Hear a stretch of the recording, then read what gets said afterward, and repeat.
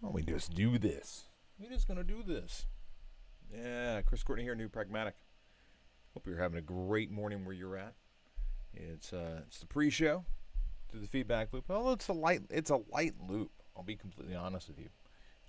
We had a pretty busy day yesterday, and today today some questions, and you know it's interesting.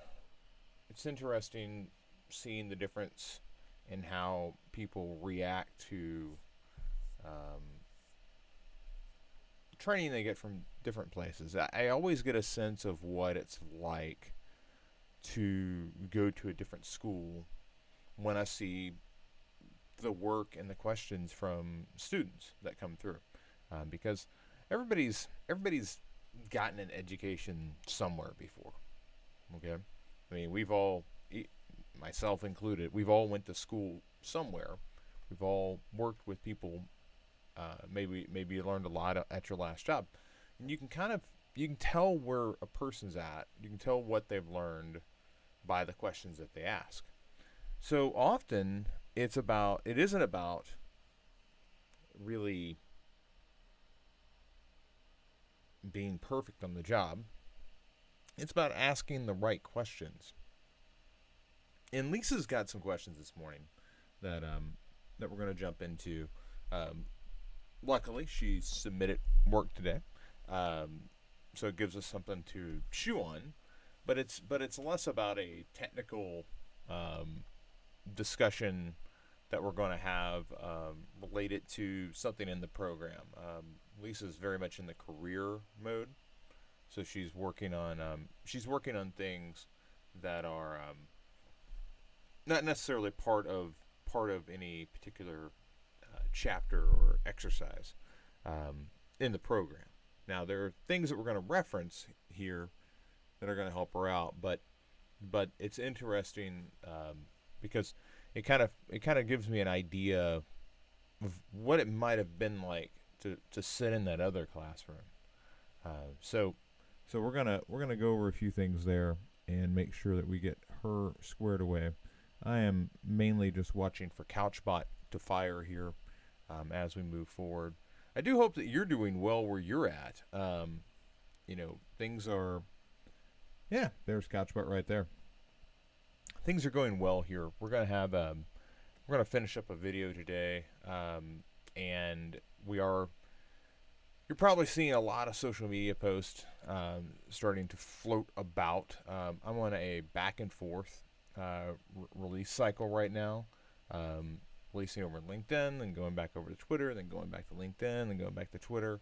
I'm always releasing to YouTube because it's just that's where we live. But that said, let's go ahead and get this started. Yeah, let's go ahead and get this started, and then we'll we'll cycle back through. Greetings, one and all. Chris Courtney here, New Pragmatic. It's time for a lightweight edition of the feedback loop. More of a discussion, to be honest with you. Um, we've got we've it's always interesting when I'm working with students that are going through the UX program because a lot of the initial UX research is frankly dreadfully boring to cover in a video call like this, or a video live stream like this, mainly because it requires just a lot of written feedback, guidance, and I try to do that in line as we go. So while there was some stuff submitted yesterday, a lot of it was frankly just written feedback. Lisa's got some questions though that really would benefit from visual feedback, like what this session is intended for. So we're going to jump in with Lisa and take a peek at her work. Um, and yeah, I'll just go ahead and share my screen and let's get started. So Lisa has boy, if I could like maybe hey Chris, maybe organize your screens before you open up and start all this. Oddly enough, I think that yeah, Figma sometimes just opens in the browser. I think that's because this file hasn't necessarily been shared with me. I can view it only. Um, So Lisa's got a few questions that I think are really pertinent.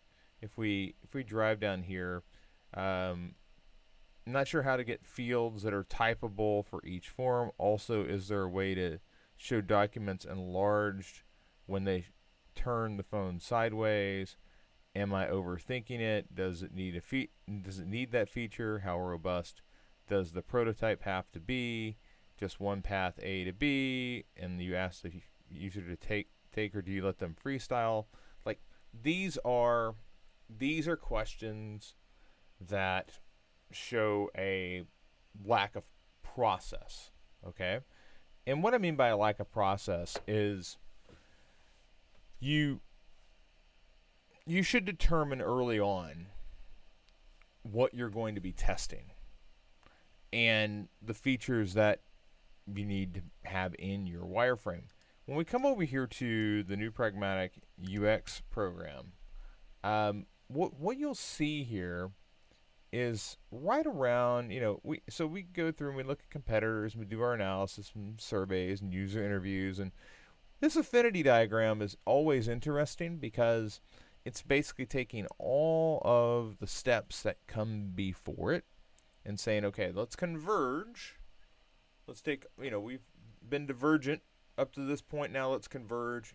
And let's come back to, okay, what does this user really need? What do these users really need?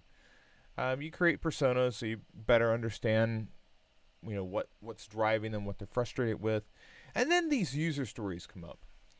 And I realize, well, user stories and user flows and like none of this leads into a wireframe. Well, yeah, that's because this is the UX program, and I see wireframing as more of an interface exercise. But this is where your wireframe is really defined. It's right here. Who am I building it for, and what do they need, and how does it happen? Without user stories, you can very much end up in a situation where the whole concept is like trending this way or trending that way. You're not really quite sure what you're building. You're not really quite sure, and without user flows, to be completely honest with you, I'm not sure how you are building the interface and understanding the steps that you need, the steps that are required to go from here to there. Like, the question you have here is just one path from A to B. I don't even know what that path is, to be completely honest with you. I like to build out a flow so that I can better understand the path. And then once I better understand the path, then I can begin to visualize what that wireframe might be. And if you hop in here, that path should look like this. This is just the path of, it's like a little journey going to the bus and take, from going to your house to taking a seat on the bus. And there are some places where the journey breaks down. Okay? Now this is a literal journey, not something that is technically related, because this is talking about, you check your bus schedule. Is the bus near? If yes, you go to the bus stop. If no, you go back and you check your bus schedule again. This is more all-encompassing. But with your project here, we should have a flow that explains to us what exactly we're trying to accomplish. And right now, I just see a bunch of frames. We need to rename these frames to tell us exactly what we're looking at. And I see that you've got a components file here, and maybe this is a component. I'm not sure, because I see it's purple, so it's a component. That needs to be more robust. I'm looking here at your flow. Or I'm actually not looking at a flow. I'm just looking at the screens. I'm trying to make sense of what we're collecting. I see like a back button and an X down here. I'm not really sure why. So I've got some usability concerns. as we come through, um, I would I'd really like to see your user stories and your user flows for this before we get into what's missing, because I can't tell what's missing right now. And those user stories and user flows are going to inform how this should be built out. I'll take you over to, while we're here, let's just go over to, um, that's new stuff right there, priority guides, and we're not really looking for community at the moment. We're looking for recents, and I'm going to take you over here to fresh market. So I think this is Kara's. So we're going to take just a quick look at Kara's fresh market project, just to kind of give you an idea of the scope here. So for Kara, she has multiple iterations of each screen, largely because she's working through this and trying to factor in how you might go through and change your plan. So here she has a plan, and it's focused on meal preference and picking meals, and up here you can select the plan, but you need to have options. So she's hovered over dinner, and now she's selected dinner, and now she's hovered over 2 servings per meal, and now she's selected 2 servings. I'm guessing that as you go down, the flow that she wants the user to take is represented here.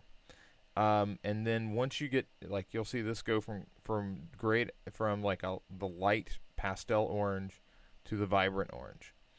So that's one particular flow, and it's, in her case, it's like 9 screens deep, and it could have went much further in more directions, because, for instance, this first part,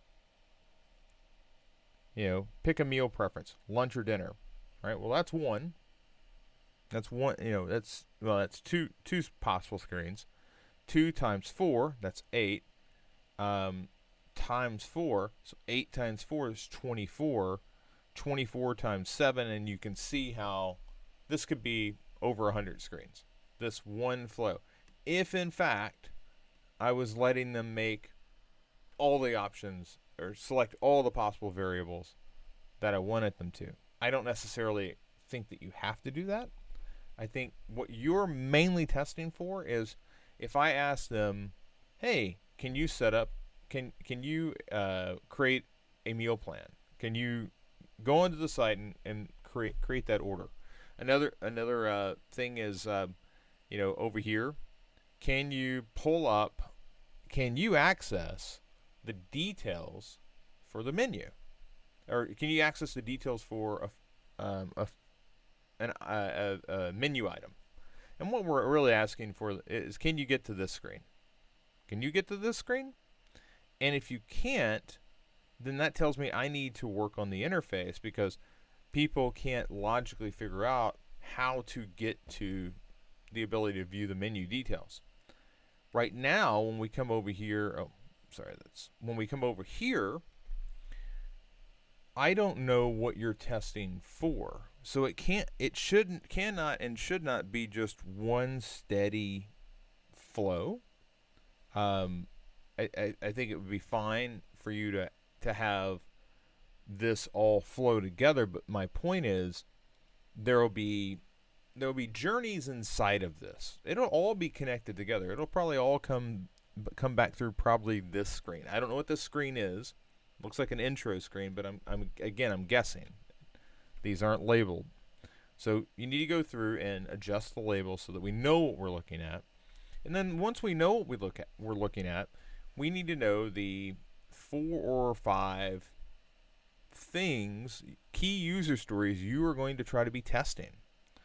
Without those, it's very easy to just kind of get lost in here. Okay? Now, when it comes time to, you asked one question about, typing in names. Typically speaking, I'm going to come down here and just, where did it go? It may have just pasted itself in over the top. So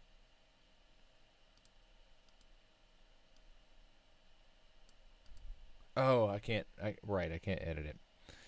Okay, so typically speaking, I would duplicate the screen, and then I would type in the information for the. I would type in an example for what the username might be, and then the email, and then the password, and these would be separate screens. Okay, and you would get the keyboard would stay up, but it gives the users the sense of understanding.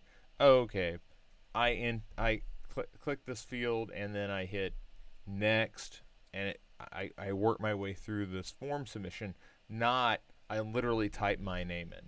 That is overthinking it. Okay, that doesn't offer the ability to type doesn't offer us much in terms of do they know how it would function. What we're really concerned about with the prototype is, can they figure out from this screen how to file a report? I don't know.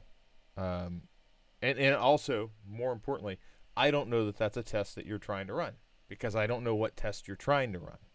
Okay? So this is very much a exercise now where, okay, you've kind of flexed here a little bit. You've gone through and you've explored. Now we need to define what exactly it is that we're wanting to do here. So you've gone through, you've sketched out some ideas. That's great. Okay, let's not bag on that as a unproductive exercise, because it is productive. Okay, but now let's put some rigor around this. Okay, and I realize if you were in the program, I would have stopped you before you got here. Okay, if you were going through the UX course, like you're going through the career stuff and we're working on your portfolio, but we're coming back. We're kind of working backward. Like, this is the first of your wireframes I've seen in motion. We're working backward. My question for you is, okay, what are the user stories? What are the user stories? Because last week when I talked to you, you were working on a survey. So that survey should inform the user interviews, and the user interviews should inform the personas, and the personas should inform the user stories, and the user stories should inform the flows, and the flows should inform this.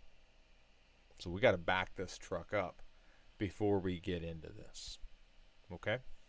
All right. And that's really where we're going to leave it today. I realize that there is a lot.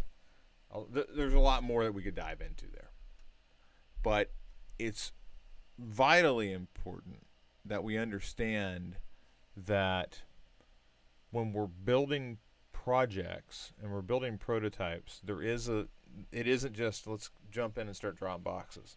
We got to know what our target is. Because without a target, you're going to spend so much time just circling around up here in your head. Oh, I could go this way. You get into a lot of feature creep, and I did this. I did exactly this process when I was first getting started. Man, I would have random ideas at 2 a.m. I would just go draw boxes till I was blue in the face. And you know what happened? I learned a lot. Like, sometimes I would go, oh, wow, I learned the new product. That's great. But none of that stuff ended up in a product. Okay? That was all, like, me trying to learn. None of that stuff ended up in a product. I'm trying to make sure that if you want to just explore, that's great. I mean, there's nothing wrong with just exploring. But if you're trying to build product, that's not the way you want to go about it. Because you're gonna end up with a lot of wasted cycles that aren't going to generate, and you certainly can't do that sort of approach when you're on a team. When you're on a team, they're anticipating that, okay, we've got targets we're trying to hit.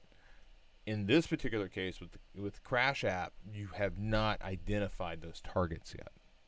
Okay, and full disclosure, maybe you have, and I just haven't seen them. So I want to leave it out there that maybe those targets have been identified. We just haven't communicated those yet. And if that's the case, we need to communicate those so I can catch up with you. Okay. All right. I'm gonna leave it there. And I don't see anything else in the loop. I see Rebecca checking in. first of all, few housekeeping items as we're wrapping up. John, congratulations. First day, heard back from him on the new job. Congrats. He says he loves his team, the UX. He's wanted to be in UX design forever, and now he's here. Very happy for him. Luigi, good luck on your interview. Super excited that is coming together. Melanie, good luck on your interview. Super excited that's coming together. I got this note from Rebecca. Let's see here. Job apps onboarding for a part-time gig. Well, that sounds interesting. Yeah.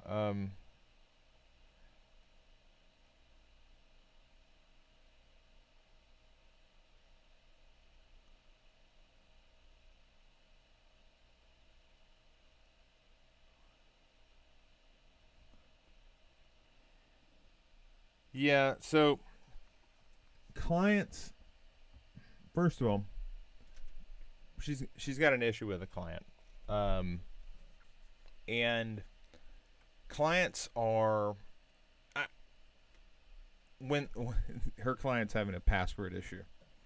I've had password issues. I had one yesterday with my daughter, and it was chaos because you're trying to help somebody who you're trying to help somebody who likely has the information they need, but they can't communicate back to you what it is.